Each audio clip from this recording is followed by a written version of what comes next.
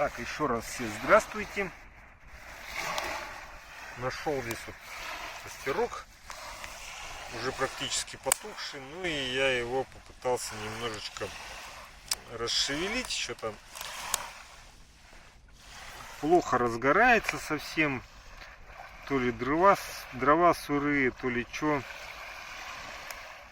хотя на вид вроде не особо сырые. Ну, в общем, у меня еще вот что хотел сегодня рассказать. На досуге, скажем так, который у меня вдруг неожиданно появился, особенно когда я там отсоединен от интернетов, там, от всяческих, от ютубов и так далее, то есть, ну, у тебя возникают какие-то, скажем так, процессы психические, другие, ну и вдруг здесь, когда появляется свободное время, которое обычно как-то всегда заполнено, я начал обдумывать устройство общества. Как бы это ни звучало, скажем так, как высокопарно, или как это сказать. То есть, как бы, ну, каждый человек, по сути, может устройство общества-то обдумывать. Это вот это и есть как бы социальная философия по своей сути. Поэтому как бы, а я по образованию все-таки философ тоже, поэтому даже право имею, и официально имею, и в принципе имею, как некий человек мыслящий. Вот, в общем, во главу угла ставится что? То есть, ну вот смотрим, что происходит сейчас в нашем обществе. Общество победившего капитализма, с одной стороны. С другой стороны, мы видим, что общество, оно все-таки им глобально разделено очень сильно. Несмотря на то, что оно глобально связано, с другой стороны, оно сильно разделено. То есть, есть Соединенные Штаты Америки, есть Европа, которые как бы вот это вот тот самый Запад, скажем так. Ну, еще там какие-то страны. Плюс. Вот. И, соответственно, есть там остальной мир, который как бы тоже, с одной стороны, включен в эту глобальную систему, с другой стороны, он явно этой глобальной системой используется. Вот, начиная даже с того, что тот самый отток мозгов, он просто вот система-то организована и давно работает, когда там лучшие студенты, допустим, уезжают в Соединенные Штаты Америки, там работают различные программы, фонды, и они как раз вот этим занимаются. По своей сути это, конечно же, та самая модель центр-периферия. Это этот мирсистемный анализ. В общем, вот, как сказать, опять же, я, соответственно, вот эту модель ставлю, как это сказать, основная такая основа моей концепции, скажем так. Потому что все в мире, оно в принципе устроено именно по этой модели. Начиная, допустим, взять страну, например, где у нас есть центр, это метрополии типа Москва, Санкт-Петербург, тот же Новосибирск, там Красноярск какой-нибудь. В общем, есть такие провинции, это вот как раз периферия, та самая периферия, которая в этой концепции есть. Отношение центра и периферии в чем? В том, что, скажем так, лучшее, все самое лучшее, все финансы там, все финансовые потоки, допустим, и там, скажем так, лучшие люди, вот так вот.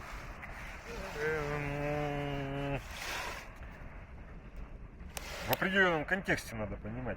Лучшие ресурсы, лучшие продукции, оно все оседает в центре, как-никак. И, соответственно, как бы, в чем фишка вот этой вот модели, почему она имеет смысл и почему она вообще работает. Ну, опять же, я ставлю в укор все-таки под сомнение вот эту капиталистическую рыночную систему. которая в итоге сейчас просто показала полную свою, скажем так, очень нехороший и плачевный итог. Когда у нас теперь идет СВО, прокси-война, куча людей гибнет там, а куча людей делает на этом бизнес. И в итоге это все просто видится как столкновение просто элит. Столкновение элит, ну, российских элит, западных элит, американских элит, британских элит. И вот они сталкиваются, и люди, соответственно, гибнут. И вот это столкновение элит, это есть результат вот этого мирового капитализма, в самом деле. Ну, это моя идея, опять же. Ее можно, наверное, спорить, но как бы я ее в монологическом виде излагаю. Поэтому, потому что вот, ну, как бы, что сейчас происходит на Украине? На Украине происходит просто дележ, с одной стороны, дележ ресурсов, ну это так вот посмотреть в определенном контексте, с другой стороны идет, опять же, дележ, скажем так, безопасности и контроля, потому что безопасность, она все-таки связана с контролем. То есть зачем Западу, например, как сказать-то, гнобить Россию, стремиться ей нанести какое-то экономическое военное поражение. Ну понятно почему. Потому что когда Россия независимая, то с нее трудно получать какие-то ништяки, ресурсы там дешевые и так далее. Хотя они, в принципе, газ-то получали неплохо, довольно-таки дешево. Но они хотели, видимо, большего. Они не хотели развития России, ее усиления и так далее. И поэтому вот теперь, ну это так. Это, скажем так, другая тема, но факт в том, что нужно понять, каким вообще должно быть общество. Ну, может быть, будущего или так далее. Я опять же здесь делаю такую как бы сноску, ответвление с указанием на то, что мы не хотим создать вообще утопию, потому что утопия это как раз это то, что следует из определенных принципов, и по этим принципам строится общество. Мы хотим что-то все-таки сделать такое более удобоваримое, более, скажем так, реализуемое.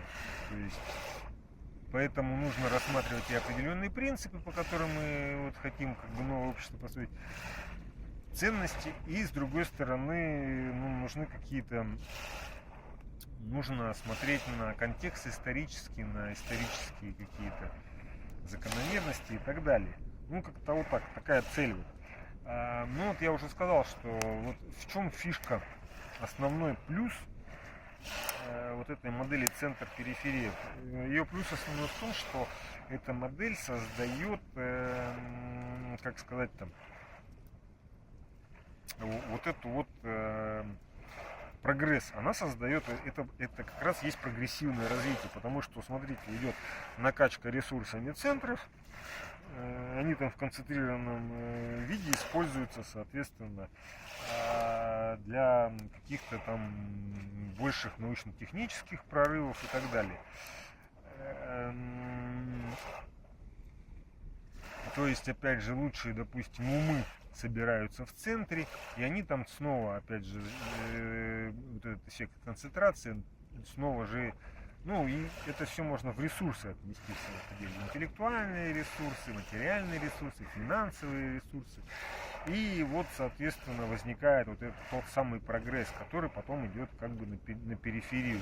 Это, кстати, можно наблюдать вот в истории со смартфонами, когда их разработали, начали производить, и как раз вот какие-то центры производить, опять же, в Китае.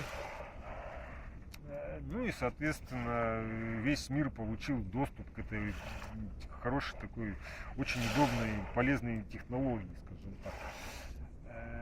Даже я его использую. Поэтому такой, это вот как раз те ништяки, которые созданы были центром и пошли, опять же, на благо как бы всем. Но проблема в том, что такая история далеко не со всеми ништяками происходит.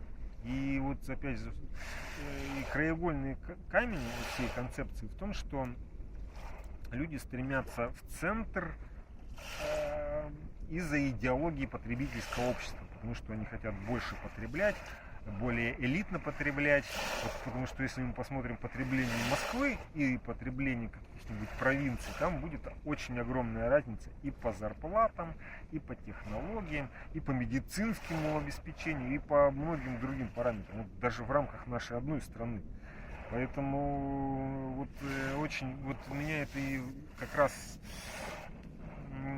как сказать, мне интересно вот это вот направление именно потому, что я вижу, что происходит в нашей стране.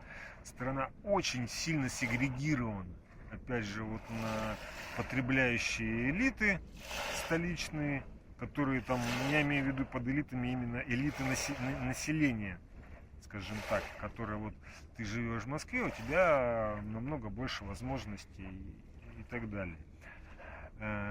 Даже если ты не особо богат, вот на фоне той же самой Москвы, если ты, ну, как бы даже обычный житель, ты все равно будешь какими-то ништяками пользоваться. Вот, поэтому вот и теперь вот такая вот проблема существует, центр-периферии. Я считаю, что здесь вот направление Копки-то должно быть направлено на то, что на именно вот проблема вообще возникает из-за потребительского общества, потребительской идеологии, потребительского общества. И в целом оно все связано с капитализмом, именно с рыночными отношениями, с вот этими финансовыми рыночными суперэлитами в виде там вот этого глубинного государства того же самого.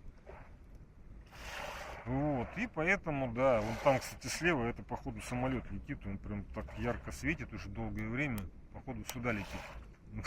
Даже дорожка от него такая мощная уже появилась. Такой. Вот это самолет.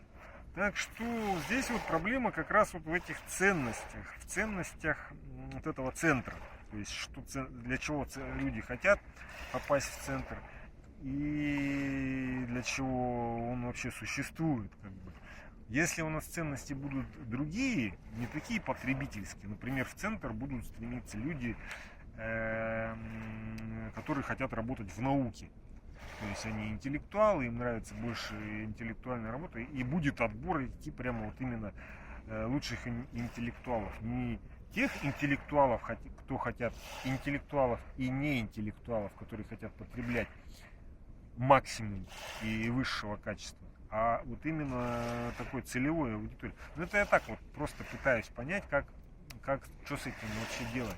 Пока у меня еще ничего нету, это я пока просто обрисовываю ситуацию, обрисовываю проблемное поле, скажем так. Вот. Я считаю, что здесь связано все с идеологией, с ценностями. И вот основная проблема сейчас в центре и периферии это именно капитализм, а конкретно то самое потребительское общество. Так, ну, я думаю, на этом я уже много чего сказал, такого поле обрисовал, и уже надо заканчивать. Всем до свидания. Вот костерчик, кстати, смотрю, я за ним особо не следил, он-то разгорелся. В итоге я его долго здесь разжигал, а он разгорелся и погорел даже. Здорово. Наверное, он тоже слушал мою болтовню. Так что вот так вот у нас здесь. Ну да, стало темнее. Уже не так. Все, всем до свидания.